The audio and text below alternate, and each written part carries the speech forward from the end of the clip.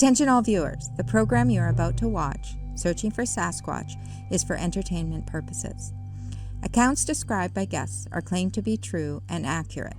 Some names have been changed to protect individual privacy. Jason Kenzie is an expert animal adventurer with 25 years of field experience. Caution and companionship is advised for all who venture into the deep forest or backcountry. Come, hurry up, come with me. You won't believe this. I'm about to meet this lady. Her name is Tammy. No, her name is Tanya. Okay, let's go back and do that again. Son of a bitch. Before I began my investigations into the lure of Bigfoot, I traveled the world meeting people who live with the most amazing animals. The dynamics that surround these forest giants is very complex. Oh, this is so cool. As a skeptic, I'm on a mission, an adventure of a lifetime, to find evidence that if these Bigfoot creatures are real, I can once and for all put my doubts aside and share with the world that that sound of that simple crack in the forest may not just be a chipmunk. My name is Jason Kenzie. These are my chronicles into searching for Sasquatch. I hear something.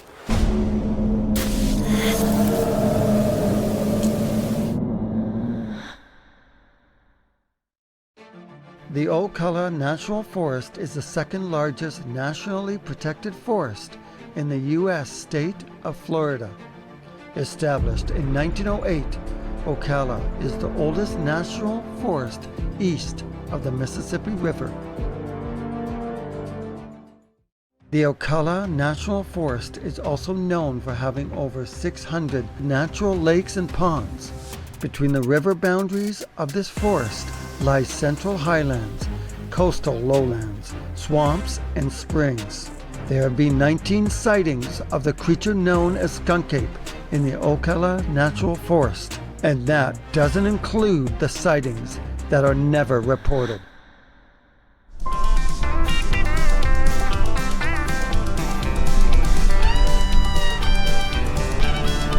We're going to the Indian Burial Grounds. Yeah. This is almost like an ATV trail, almost. Yeah. It's so narrow. But they found prints out here that had experiences with EVPs and UFOs and lights in the forest. Pam got carried off by Bigfoot. You know, simple stuff. Hi, my name is Jason Kenzie, and I've journeyed back to Florida to see if I can find any more evidence of the cryptids called Skunk Ape. This time, I've teamed up with Kathy Westerman and Pamela Esper. They are the leading Skunk Ape researchers in this area of Florida.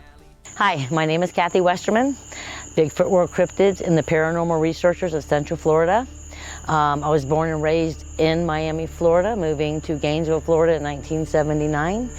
And then from there I moved to the Ocala National Forest, where I reside now for more than 30 years. My name is Pamela Esper, and I'm from Claremont, Florida, and I'm with Central Florida Bigfoot World Cryptids of the Paranormal of Central Florida. We're researchers. We pretty much do Ocala National Forest. I research in the Ocala National Forest as well. We do have a lot of weird stuff that goes on in our forest, and one time I casted this handprint here in August the 22nd of 2020. And I still research in this area, and it's a very active area. Has there been a lot of good sightings out here? Yeah, actually we have some pretty good stuff. UFO sightings we've had. We have a good thing coming out of a tree, looked like a orangutan. It was pretty good. At the Indian mounds. So we have some pretty good areas out here. What is one of your most amazing Bigfoot experiences to date? I've never actually had one yet. I've never seen one, so I want to see one. My family's seen them. I have never personally seen one yet. Hope so, one day. And so where are you taking this damn Jason Kenzie guy with you? We have a lot of experiences, paranormal-wise and Bigfoot-wise and creature-wise. So there's a lot of stuff going on in our woods. So Jason Kenzie is coming out with us for the week to go see if we can have any experiences out in our forest. And we're very happy to have him. I can't wait to show him some of the amazing structures that are in our area. I think he's going to be very impressed with them. I don't think he's seen anything like it yet. I just don't think so. So we're excited to get this on the road. We're going to take Jason Kenzie to a couple good areas that we just had a couple good sightings. So we're going to take him there and show him around, and hopefully he'll get to see something good and not a chipmunk. We're going to show him a real one, real skunk ape. We hope, maybe. Before venturing into the dense forest to search for evidence of the elusive skunk ape, I attend the cryptid event known as the Great Florida Skunk Ape Conference. Here, I aim to interview several eyewitnesses to gain a deeper understanding of this enigmatic swamp creatures. This gathering of information provided by these witnesses will be valuable insight that will guide my investigation into the possible lair of the skunk ape. When I was a kid, my parents, my mom and my stepfather, we moved to North Carolina as a kid. I was about 7 years old. We drove all the way from Illinois and went all the way to North Carolina in the back of an El Camino, me and my three brothers. And when we got there, my stepfather was Native American. As soon as we got out and feet hit the ground to stretch, he said, "Stay out of the woods, there's a hairy man back there." About 3 weeks later, my mom and my stepdad were gone. They were gone for about 3 days. And we were running around this trailer that we were living in, and when we were running around it, we heard a scream, and so we kind of all came together. We ran around the back of the trailer and just kind of investigating what we heard. We got about 5 feet from the street, and there was a crack in the tree, and when we looked up, there was, at the time I didn't know anything about Bigfoot, but there was a Bigfoot up in the tree, crouched down on a branch, with his arm wrapped around the tree, and his feet slid up against the tree, so he was kind of hanging like this on the branch. But when we looked up, he went to stand up, and when he stood up, that branch he was on broke, and he dropped straight down, landed about 5 feet from us. My name is George DiGilio. As a young child, I had an encounter with a family of Bigfoot. I used to wander off in the woods, and I found this abandoned building in a swing set, and I used to swing on the swing.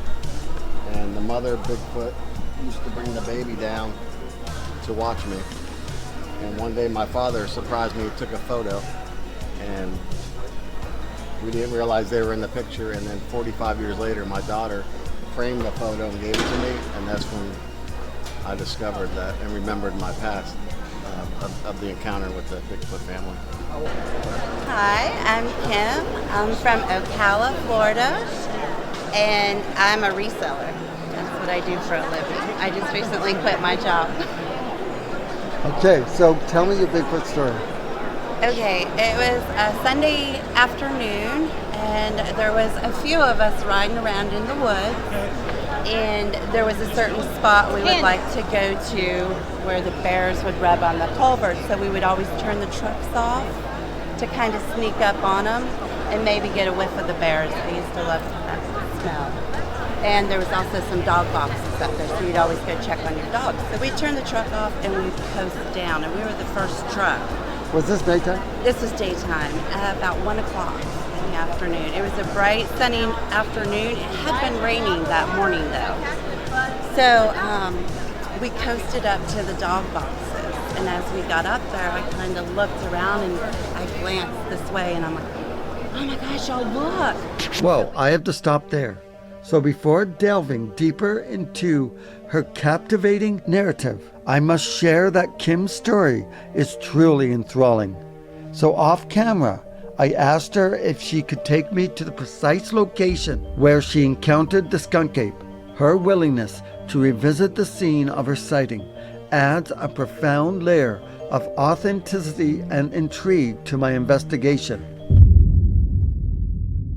The next morning, I headed out to meet up with Kimberly. I just knew in my heart today was going to be a great day. I don't know what to call them. Skunk ape. Okay, because in Florida that's what they Yeah, skunk ape is perfect. Okay, and left. Okay. Hi, I'm Kimberly, and I'm from Ocala, Florida. I grew up in Leesburg. We used to come out to the woods all the time, and I want to tell you about my encounter. It was about 25 years ago. We were coming up this road up here. There's a bear den up there, and we would come up that road so fast, we would turn the motors off and we would coast down, and there used to be a dog box over here.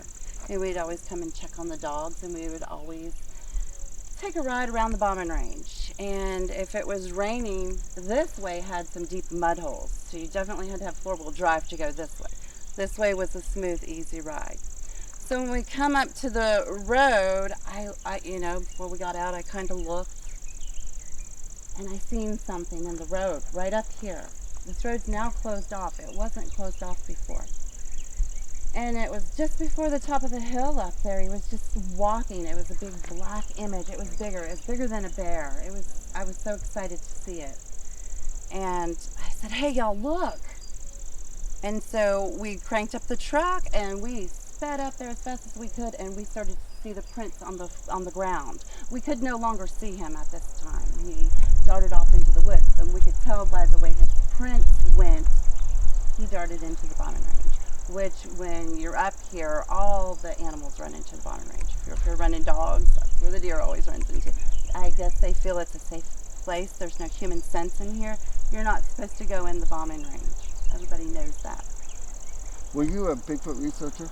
No, we weren't even out here looking for Bigfoot. We were out here looking for mud holes. And I think we just kind of snuck up on him.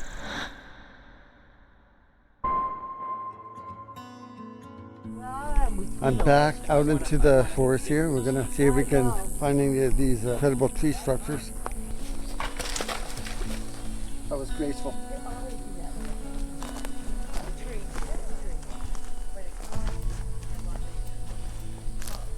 See, this is the thing. The creaking, especially at night, would really freak you out, right? And when your imagination is going crazy and you're looking for a big giant monster, that little creak is like 100 times louder and scarier. So this is one thing you have to try and debunk is, the creaking of the trees. So in this area where we're standing right here, Pam and I had walked in here and we had the GoPro going, and we said, we just love this area. And all of a sudden we couldn't hear it when we were there. We heard it looking back at the footage, but we heard, hello, hello. Just like that, and they do have it recorded. Was it like a female voice? No, it was a male voice. It was definitely a male voice. I just love this area. Yeah. Look at that.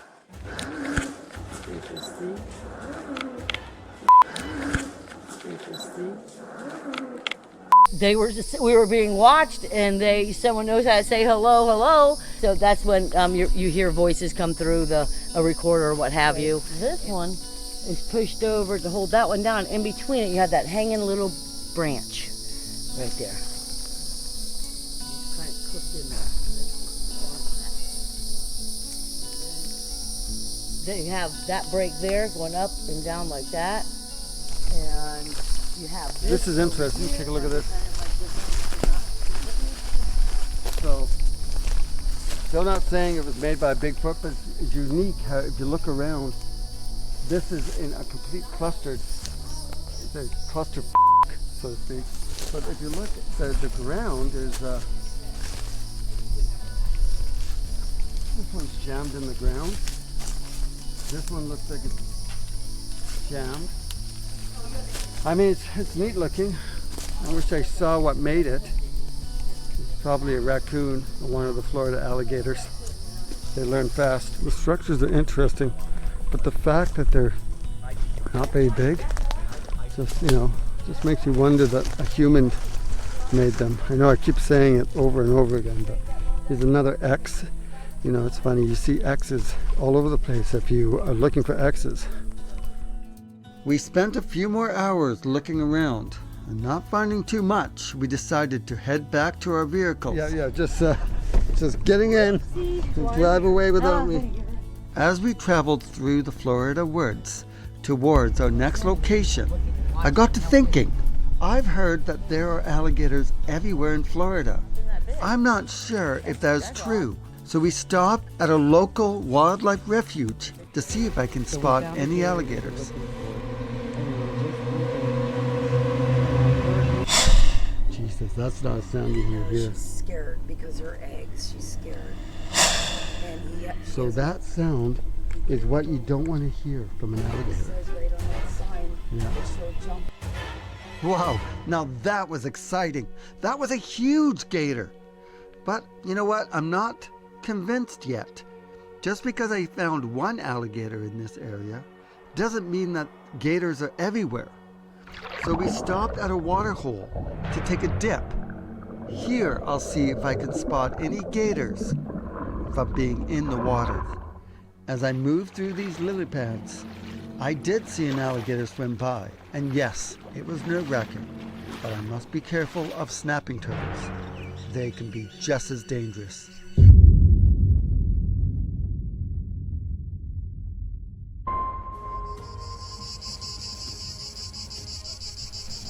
Yep. We're going to go up the road a little bit, and I found another path, and I'd like to check that out, because everyone went down that one time. Cool. Kathy's going to take us to another area, so we can also die over there of the heat exhaustion. This is going to be so much fun. Here we go. This is probably one of my favorite research areas, but we had one come right in front of us here, and we actually heard it run through the woods. Two of the researchers did see it.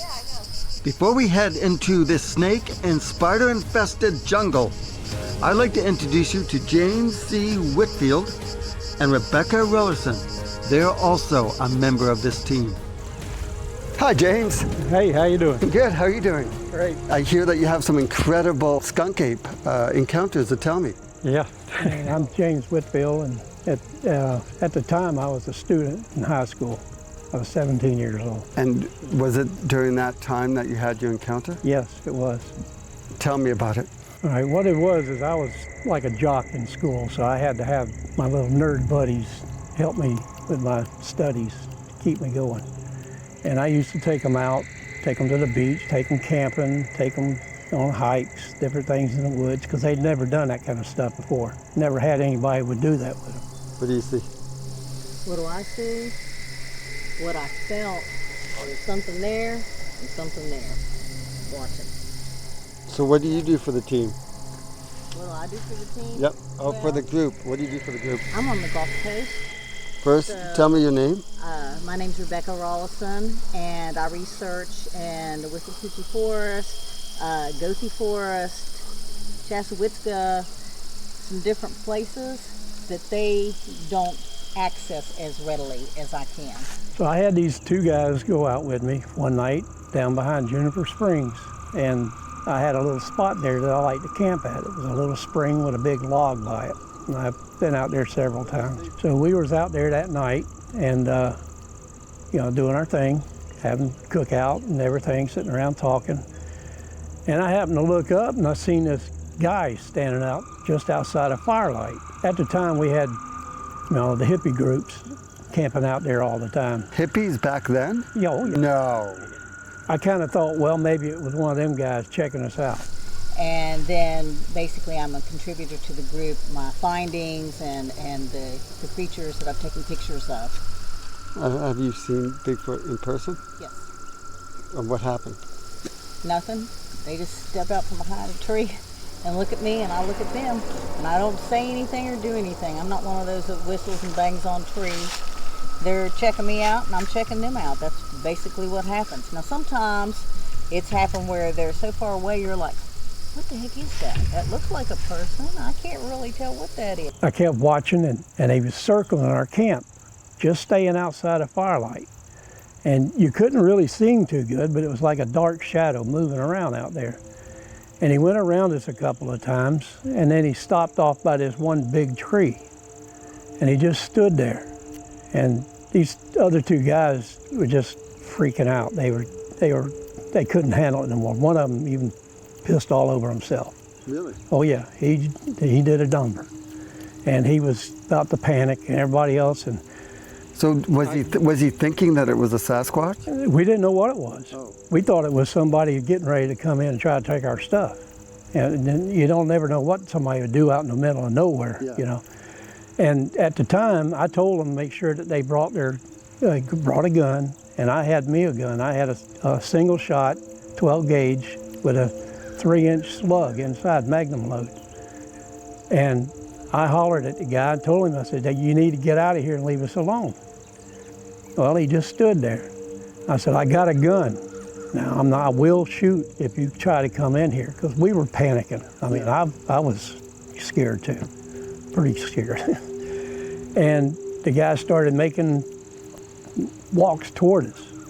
So I shot him right in the stomach with that slug. Wait, so you saw, how close did you see? Probably 20 yards. So you still couldn't tell if it was a human or if it was... I just knew it was a big guy. Yeah.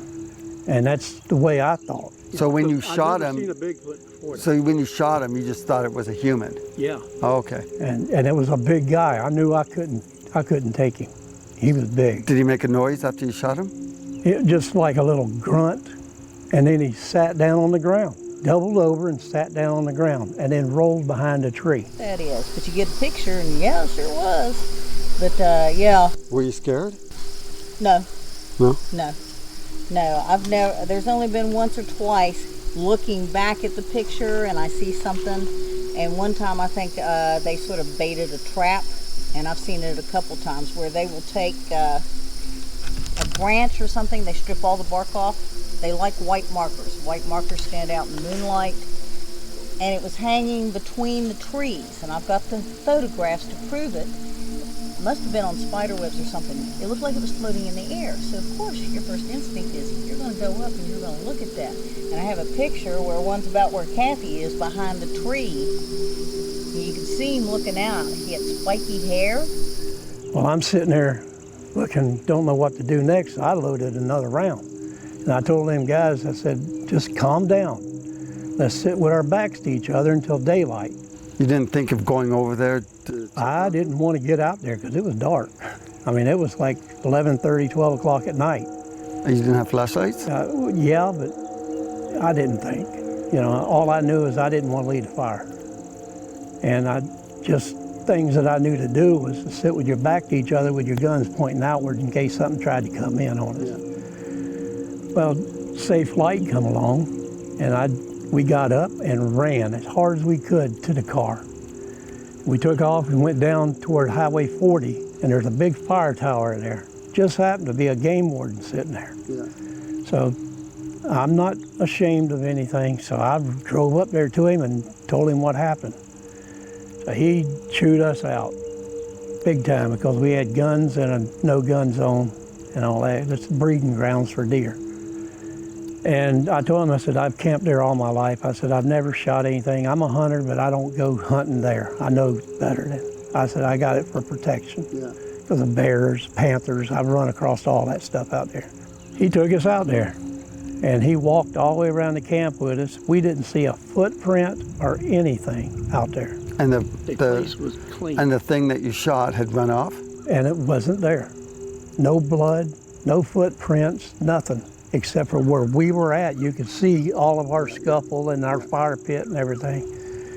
So he loaded us back up and took us back out there, back to the fire tower, and told us that he wasn't going to get us for nothing.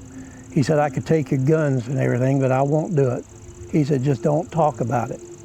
As far as you're concerned, nothing ever happened. Yeah. He got in his truck and left. So we got in my car, we drove off and went back. About 2 weeks later, I was going to Daytona. I happened to see him out there at the fire tower again. So I pulled off out there and I asked him, I said, hey, did y'all ever find a body? Or did anybody ever report to a hospital or something or anything? Because I don't know what I shot. Yeah. And he said, no, I don't know who you are. I said, well, I know you because I see your name. He said, I ain't talked to you before. He said, the best thing you could do is shut your mouth, don't talk to nobody, and just head on down the road. Yeah. Like, were they trying to grab me? I did have my dog with me. Yeah. Were they trying to grab me? I don't know, but it was something to draw your attention, like a spider does. Yeah. I mean, I'm sitting there and I'm wanting to argue with him, but I knew better. And I just got in my car and I went on to Daytona. Yeah. Never heard nothing else about it. But we were definitely scared that night. And this guy was big. Yeah. I mean, after that, I started checking into things. And that's when I found out about Bigfoot. And I've been looking for them and seeing them and everything ever since. So do you think that what you shot was a Bigfoot? It had to have been. That was big. I mean, after I got thinking about it and everything, there is no way it could have been a human. That thing was too big to be a human. He was like probably 3 times as wide as I am, and he had to be at least 8 foot tall. I mean, he was monster. And it wasn't a bear. Is there a place out here that you're going to take me where there could be Bigfoots? Oh, there is Bigfoot everywhere we go, just about. You can't go anywhere out here without running across one. We got them in pictures and everything. We've had them standing right beside of us and never knew it. And it shows up in the pictures. Thank you so much for your story. Okay. Yeah, that's what I'm doing. I'm following this game trail and seeing the Bigfoot markers as I go. Here's your X on the ground. Oh yeah, that's making an A. There's your A. And what that means, I don't know, but there's an X.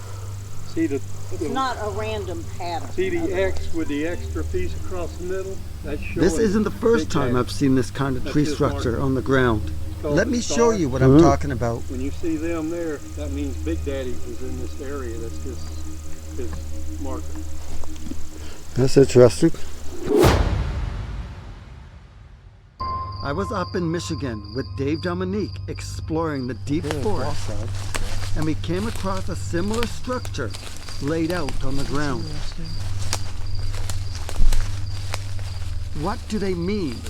Or better yet, what made it? This is what I'm talking about. Like this stuff.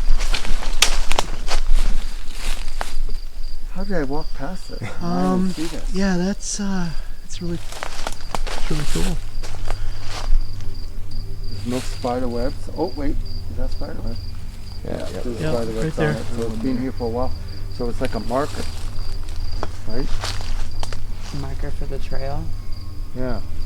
So maybe this is a pivotal point. Maybe you can head out that way. Yeah. And then we got that one that goes straight down, just been leaned on it. Oh hell then no. we have one that's alive. No. What? I just saw eyes of some sort right there. Right there. How far? Matt. Where? Right there. There is something out here with us. It's not a porcupine or a raccoon because I saw it 6 feet high off the ground and it went behind a tree. The fact that we've been hearing these, whatever they are, on either side of us, just tells me that they're intelligent. They're not mean or nothing because we're still alive. So Matt felt something run up on him, right? Yeah. And I felt something run up on me, like instantly, like really fast. I jumped.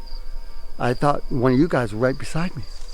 Then Matt felt it right away, instantly. Beside me is what I call a spider web tree structure.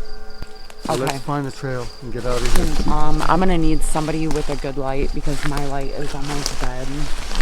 Oh my God! Look what we're on. Are you kidding me? Okay, are you guys? I'm sorry. Wait, I didn't mean to step on you. Wait, are you? No. Wait, are you guys sure that there aren't people that come back No, here? I've never seen anybody. How many people are going to come back? This is a symbol of some kind. What is this? What? This is like Boxton. This is definitely Boxton, you guys. It is definitely. Oh my gosh. Wait, Okay. Look at all these angles. Okay, guys. So someone built this. Get out your GPS and figure out which Yeah. Okay, I'm straight. That's what I'm trying to. Okay. I need to go straight. We have to get out of here.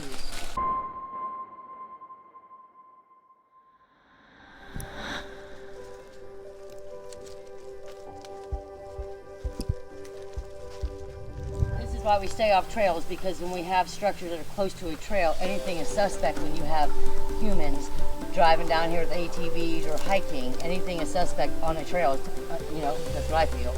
that's why we say off trail. So when we see something far away from humans, it's more. The knowledge about these skunk ape creatures that Kathy was telling me was very interesting. But then all of a sudden, James told me something that blew me away. I've seen all kind of orb, UFO type orb things. It's more solid, energy orb. I've even seen some of the tanker UFO things going through the woods out here. Oh yeah? Yeah. But there's no trails there. There's no roads. What's the closest a UFO's got to you? Like from here to some of them trees right there, they're always in the tree line. So, do you see metal? Oh yeah. Really? Yeah, some of them are colored, some of them are just plain silvery, a dull silver color. Have you ever thought of just walking up and hitting it to see? I wasn't that close to them. Oh no? Yeah, it was hard to get in there, so I'd have to work the way around because I'd think it was somebody driving through with a water tank. I couldn't imagine being that close to a UFO. Hopefully something like that might happen to us on this expedition. Maybe tonight. Everything was progressing smoothly until we encountered something that I'm certain was influenced by the relentless forces of climate change.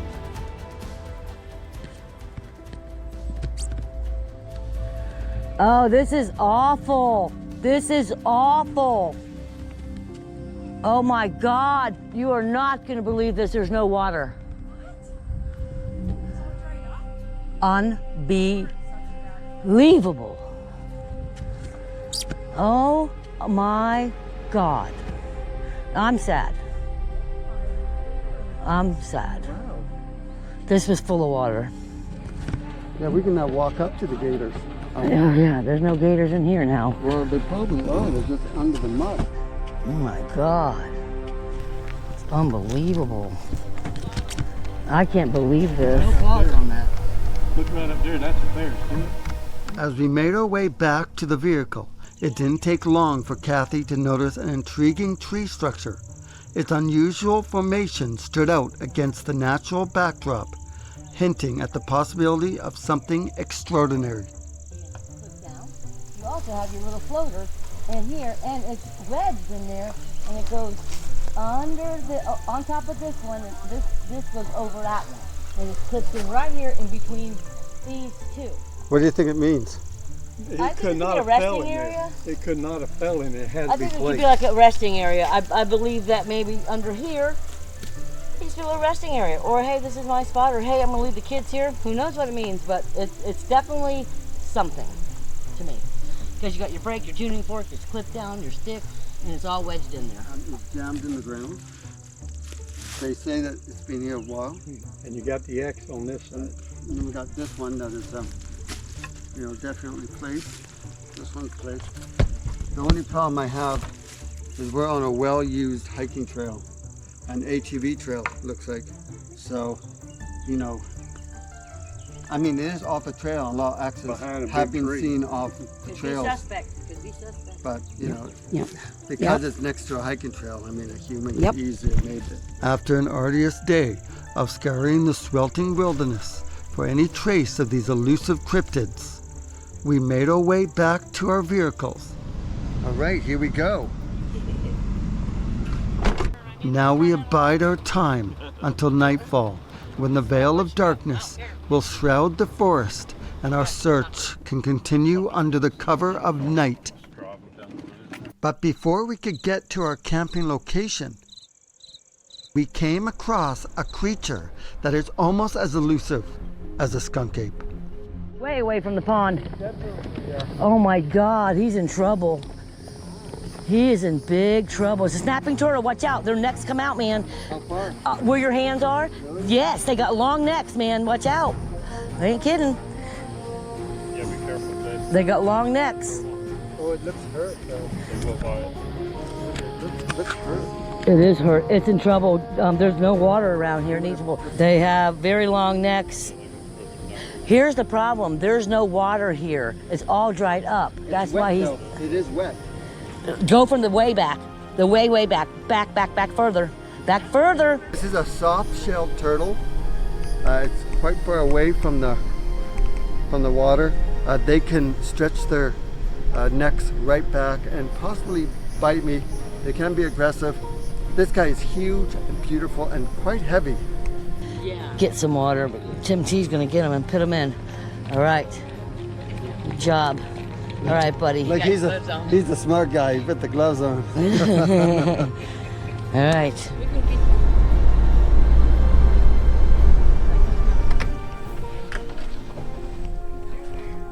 I'm gonna keep him low to the ground. That way, if he tries to bite me, I can drop him easily. Just he can stretch his neck with it. I think bite. Oh, he's stronger because he's not down low. Hi, buddy. Oh my God, what a great picture. Great. Oh, buddy. No worries.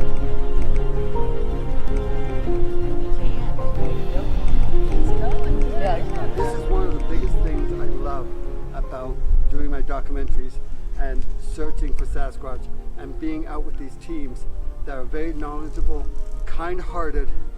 They want to save animals just like I do.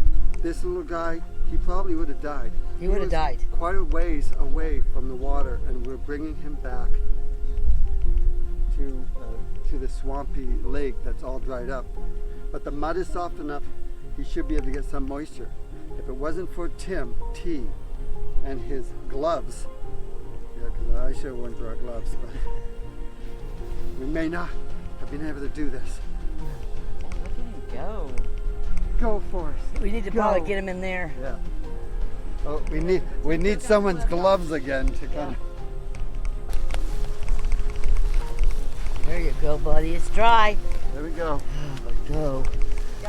He's got to get out there. What is that? Now you can go and get taken by an alligator. There's a hunting area out there I like to go to, but I don't really go out there that much. This area here is right in the center of what they call the Bigfoot Triangle in this Ocala National Forest area. It goes from Salt Springs to Fort McCoy to Ocklawaha, which is Salt Springs is east of us, Fort McCoy is west of us, and Ocklawaha is south of us. So we're in the middle of it. And we're right slap dab in the middle of it in this campsite area. Well, this has been such an amazing Skunk Ape adventure. These ladies and James, they have been so much fun, and they really go into the forest. And you have to be very careful because there's spiders and venomous snakes. These banana spiders, they're everywhere in there. So you have to be very careful. You'll be walking and you get a web in the face, and before you know it, you'll have one giant female spider with like 5 or 6 smaller male ones walking all over you. Doesn't feel good. It's not over yet. Tonight, we're gonna be going into the forest once again to see if we can find any evidence of these cryptids. Hopefully we find something. What am I standing here talking to a camera? Let's get out there.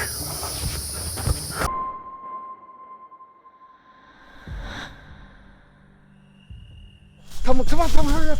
I'm gonna meet this lady. Her name is Tammy. She has an incredible Bigfoot encounter. Oh, hey Tammy, don't step on that. She's out here all by herself. Tammy, hi, how are you? Hi, great, how are you? Good. My name is Tammy Grimes, and when I was 4 years old, I was looking out my bedroom window one night. I enjoyed looking at, in the wintertime, looking at the frost on the ground, and my bedroom window was approximately 6 feet off the ground, and I saw an animal coming toward my window. It was taller than me, so it was actually looking down on me, and as it passed by within maybe 10 to 12 feet, I made eye contact with the animal.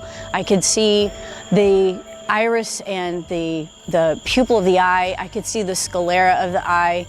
I could see where the skin on the face began to be covered with hair on its face, the massive size of its shoulders. The animal was walking this way, and it turned, it rotated at the hips to look at me as it was walking by. It was almost like it was gliding on the ground. It had such a smooth gait. It didn't bounce, and it moved with such an incredible amount of speed. It was hunched over but it was not walking quadrupedally. But its hands were very close to the ground. It would have been very easily for it to move into quadrupedal motion. It didn't. It ran off at such a high rate of speed that what terrified me the most about the encounter, and what I remember to this day, is that I knew that there was no way it would be humanly possible to outrun this animal if it came after you. It was indescribably fast. I got out of bed and went and told my parents that I had seen a monster in the yard. I didn't know what it was, but it was very big. And my parents, of course, in 1971 had never heard the term Bigfoot, so they thought I was having a dream and sent me to bed. What I came to realize is that at 4 years old, there is a such thing as a monster. Monsters are real. And that my parents didn't know this, which meant my parents didn't know everything. And I had nightmares for the next 25 years about that encounter with that animal. So do you remember the hair? I do. It was very, very dark, black or brown. I remember seeing hints of like a reddish, just as the porch light was shining through the hair, I could see just a hint of red, but it was very, very dark brown, if not black, mixed with a little bit of red. Well, that's such an incredible story. And I want to say thank you so much for telling me this. My pleasure. So behind me is where they usually go in. This is one of the spots. We're not going to go in tonight, but I just wanted to check it out, maybe go 10 feet. Just listen to those bugs. It's beautiful out. I need to get a flashlight, some bug spray, because there's lots of ticks. Not that it doesn't matter. I've had fucking so many ticks on me on this expedition already. This is so much fun. I love this.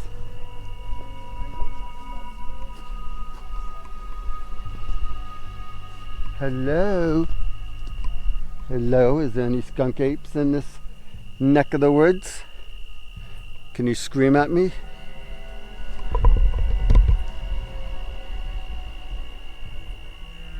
Oh, look at the stars.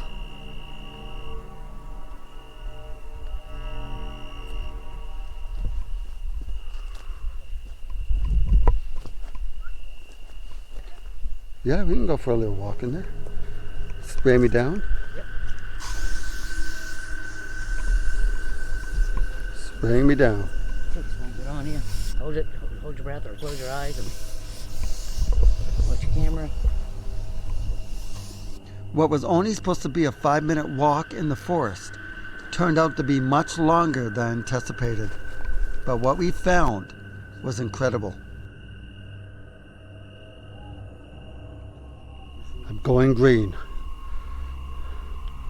This is the first time I've used the green light while I'm doing an expedition, but... Probably could turn them off, Pam. That'd be a good idea. You guys want to turn those lights on? Thank you. Hey, look. Oh, it is thick. It's very thick in here.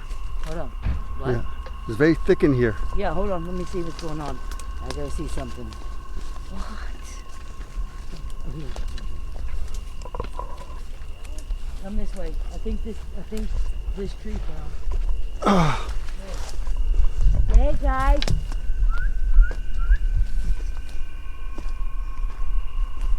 Can I show you a spider? What's that? I'm gonna show you a spider. Oh, she finds them. I don't know. She's good at it. I like finding spiders.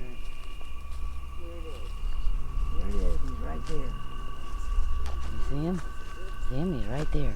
See him? He's right there. Oh yeah. How the hell did you... She actually found a big spider from like 40 feet away. I know. She does. Look at the size of that one. Yeah. Oh, yeah. Okay, put that light on there. Yeah, keep an eye on your face because they go right at you. Do they? I mean, those cobwebs will be right in your face. Yeah, but this one's not a cobweb. This is a... Oh, no, she finds it. Yeah, that's a little spider. I just found him. He's easy to find. Sniffed him out. This is new, Pam. This was not here.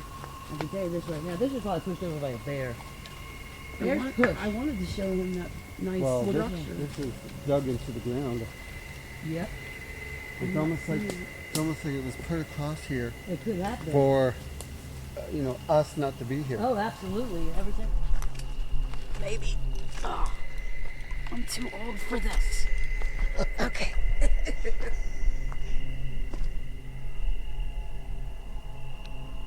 It is very freaky in here. Very quiet. Listen.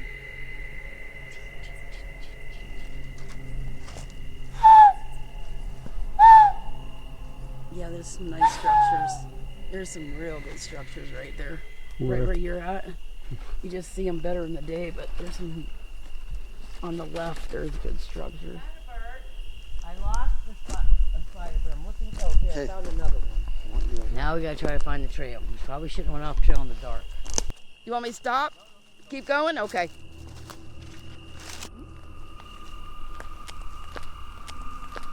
I love it. I love it here. Well, you want to go to World? Yeah. I don't care. I mean, we should find it. It's okay. I'm used to getting lost. Don't anyone follow me. Okay, we'll follow you.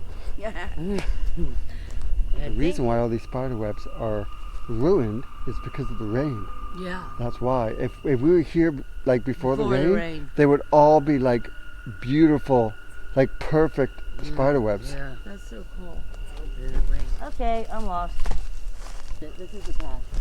We want to go the other way. We want to go that way. We do? Yeah. We didn't come that way though. I don't did know. we? We didn't. It looks so different. Fuck, I don't lost think so. again Oh, in the gosh. Florida forest. Yeah. I hope so. You know what? Maybe I should like change the name of this to Searching for Sasquatch, the Spiderweb Forest. My name is Jason Kenzie, and I have embarked on a journey to the heart of Florida, to the enigmatic Ocala National Forest, where hikers and campers have reported sightings of creatures that they have aptly nicknamed the Skunk Ape. In this mysterious wilderness, I had the privilege of meeting Kathy Westerman and Pamela Esper. They are the foremost skunk ape researchers in this region. As we are investigating an area, we got ourselves turned around in the darkness. Whoa. Damn. There's an ecto go in front of me. I can tell by my light. It shines in my light. Ecto. Well, look at that tree structure. Yep. That's a great one. Sorry. Yeah, this is one of the spots. Okay,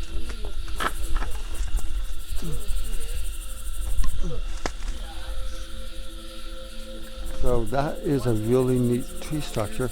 look at how it's been up there. Yeah. That's good. This is where I got the handprint right here. Oh yeah? Right here, behind you. This is awesome. This place is awesome. This is a great spot. This is the kind of tree structure I love to find. Clearly you can see that it was made by something that had hands. I had to get a closer look at this. This tree is still alive, so this one is still alive, right? But that one is not. When I mean alive, I mean this is still in the ground. This is still in the ground, but this here is just fucking jammed into the ground. And that one is too. Yeah, this is a pretty good tree structure. Yeah. Little spiders all over the place. I can't find my rock. This is a good one. Yeah. This is a good tree structure. Still, I'm not saying it's made by Bigfoot, but it's definitely. And it takes one or two humans could probably make this. They were right here. My rock is on there. They're on the base of the tree. It's so dark, it's hard to tell where they are. Well, they're right here.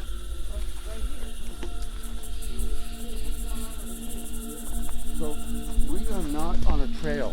No, we're not. No, We're not. Trail. Well, this is cool. Only a few hundred feet from the first structure, we came across another structure. I want to say one of that.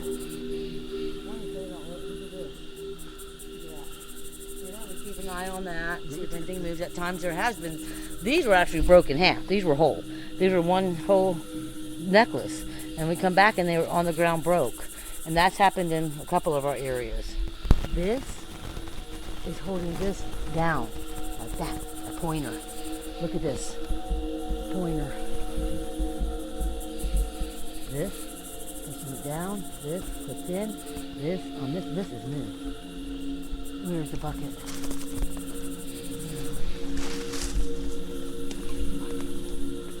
So that's a pointer, right? I said a pointer, yes, pointing that way. So maybe there's another tree structure over here. The night was getting late, and after finding no more structures, we decided to turn in. We're heading back to the vehicle.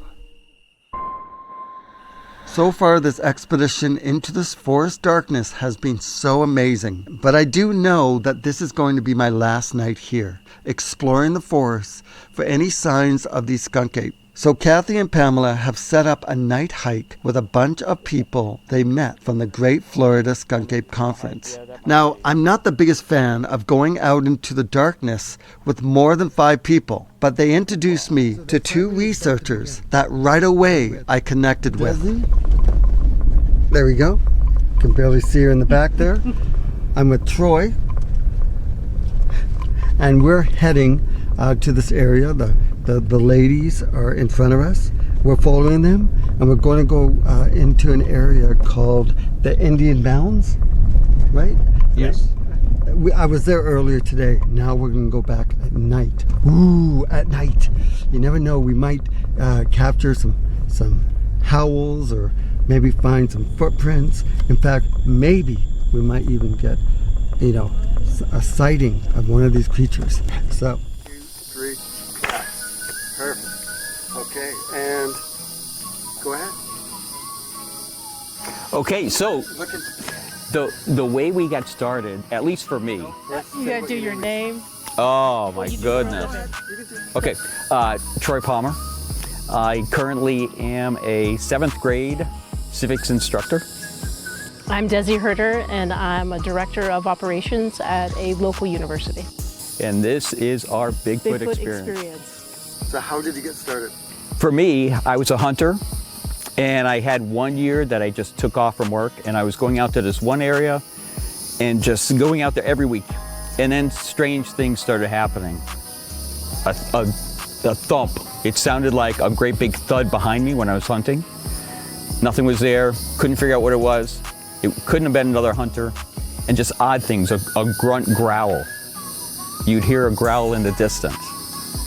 Very strange occurrences happen. So that led me to going to a Bigfoot conference. I had a grandfather who helped raise my brother and I when we were very young, and he always taught us to believe in things that weren't quote-unquote normal. So he was always a believer in ghosts, UFOs, Sasquatch, sea creatures. And so instead of, being raised on fairy tales and those types of stories, he would tell us about things he read and researched when we were very young in the 80s. And so I kind of grew up gaining an interest through a family member. That same group of family, my cousins believe in the same stuff, and based on being raised that way. I'm originally from Western Pennsylvania, so a very rural part of PA. Spent a lot of time in the woods growing up as a kid, climbing trees, playing, you name it. And when I had an opportunity to move to Florida for my current occupation, I too sought out the local community and found the first Greater Florida Bigfoot Conference and attended that one. And lo and behold, here we are almost 4 years later. So what is the most amazing experience that you've had with Bigfoot? Wow, you want to talk about the encounter? Oh, absolutely. Okay, all right. I think that's the most monumental. Yeah, there's no question. We had just met, we got together. Actually, Desi called me on a Thursday night, said, hey, Troy, what are you doing tomorrow? You want to go out? And I go, yeah, absolutely, let's go. Where do you want to go? We figured out a place that we wanted to go. We went to this location, we met there, and we hit the trail going in. At that point, a whistle happened. As a hunter, I blew it off. Now, you got to remember, it's 4:30 in the morning. There shouldn't be any birds talking. There shouldn't be anything. I just blew it off. On a Friday too. So Friday, people are working, you know, the availability to be out and about doing those types of things. There was nobody there at the trailhead. Yeah, we were the only cars. Right, and then Des brought my attention to it. She says, there's a whistle. I'm like, that's nothing. Wow, I've been hunting for years. I know this stuff. That was in his head, the hunting in years part. Absolutely. But we have it all on audio of him pretty much not shushing away what had happened or what I thought we may have heard, but kind of disregarding it. Yeah, that was in my head. Yeah. As we walked forward, she heard it again, and I was listening. And that time I'm like, wait a minute, you're right. That does sound human. Did you whistle back? We did not whistle back. We stopped and we listened for another one. Nothing happened. And the odd thing was that as we moved, it moved. So it stopped whistling where it started, and then a new whistle. And as we moved further down the road, again, the whistles paralleled us at this point. We stopped. I pulled out my IR, my infrared, and I'm looking around. I can't see anything. There's nothing there. I don't see anything.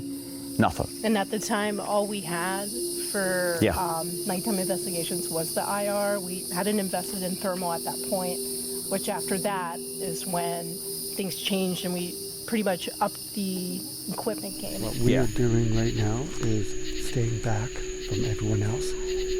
And we're going to wait till they get a little bit further, and then we're going to, see if there's anything, stalking us, basically. Let's see if they have an interest in the group in front of us.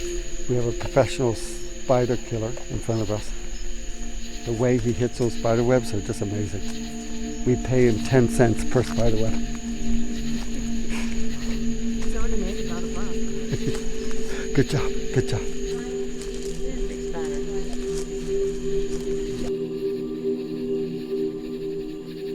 As soon as Desi and I did a couple howls, Desi heard strange talking coming from the forest behind us. Then all of a sudden, the forest came alive, catching us off guard.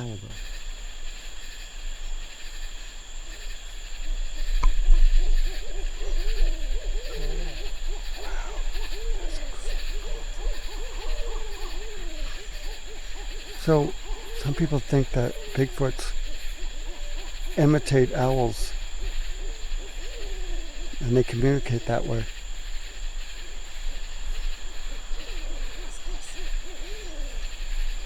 Well, that was the talking. Wow, that's incredible.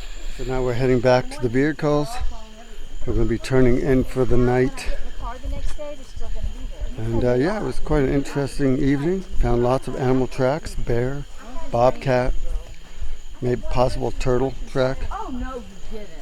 We were seeing something, quite big in the distance, up in a tree. Maybe a porcupine. You guys have porcupine here? Yes. Okay, it could be a porcupine. I don't know. Anyway, it's just fun being in the forest with new friends and just enjoying, just the atmosphere and getting outside. That's very important. Before we could arrive back to our vehicles, someone spotted something concerning in the shadows of the forest.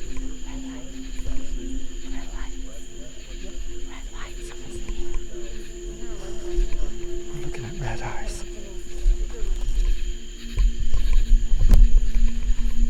Whatever was there is gone now, or at least it stopped moving. Did you guys see anything? No, I haven't seen it yet on this. Nothing there? I saw the red light with my eyes. So. You did? Yeah. I did too. Did you see it too? Yes. What, two of them? Or one? I saw one. Yeah, one. Yeah. And it was just I saw one. It was way far up in there. Way far. Yeah.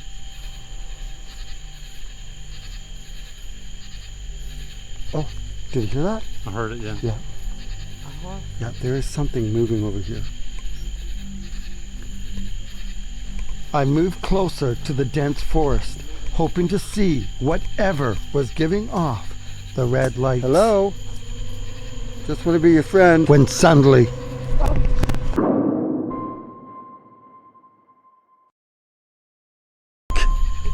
Nothing, just a bee or something hit me in the face. Sure enough, I was looking at a ball of red light moving in the darkness. I looked at the people I was with, and everyone around me were stunned. I've seen these red lights before, so I did what any normal blonde-haired photojournalist would do. I ran towards it, even if it means running smack dab into a 900-pound, 10-foot-tall monster of nightmares. Hey, who's there? Hello? Hello? Hello? What's that? Oh, Bobby. How's it going? What you doing? We're wondering about the red light. Here I'm chasing the roof with her. I mean, thanks for coming. Yeah. I wasn't gonna let you run up on the right stuff. Thanks, man. When I looked over my shoulder, I was so relieved to see that Tim T had followed me, risking his own safety. We didn't know what we were chasing after. It was at that moment our respect for him grew tenfold. You bastard, you! I'm not sure exactly why Bobby didn't yell out right away when I first yelled. Who is that? I'm just glad nobody was injured. When I walked I mean, heck, it's hard to get blood off these new shoes I just bought. I was running towards you. I was like, hey, hey, hello, hey. When I heard Kathy say, no, they may have a gun. I'm like, it's about, and yeah, I do have a gun. See, that would have got my gun drawn. If somebody would have aggressively approached me like that. Exactly. And when I heard Kathy say, don't, they might have a gun. Where's the red light? Where's the red light? You know? So that might be the red eye shine, maybe that you saw, maybe. I was up 200 yards in front of y'all. That's you what we kept seeing. Everybody stopped to look at the spiders, and I kept moseying down the trail. Another sun has set, making the end of yet another enthralling Bigfoot adventure. I must say, exploring the vast Florida forests with my newfound friends, Kathy, Pamela, Tim, Kim, and all the others who joined me on this expedition was an unparalleled experience. But during my journey, it was scary to see the profound impact of rapid climate change on our ecosystem. This phenomena makes me think that maybe in the years to come, as it gets warmer, these elusive skunk ape creatures may start migrating northward to cooler climates. Well, my time here has been unforgettable and filled with moments that I will cherish forever. However, my quest for answers to the world's greatest mystery must continue. Now I can't help but notice a particular presence behind me. Can someone call security? It seems like I have a stalker behind me.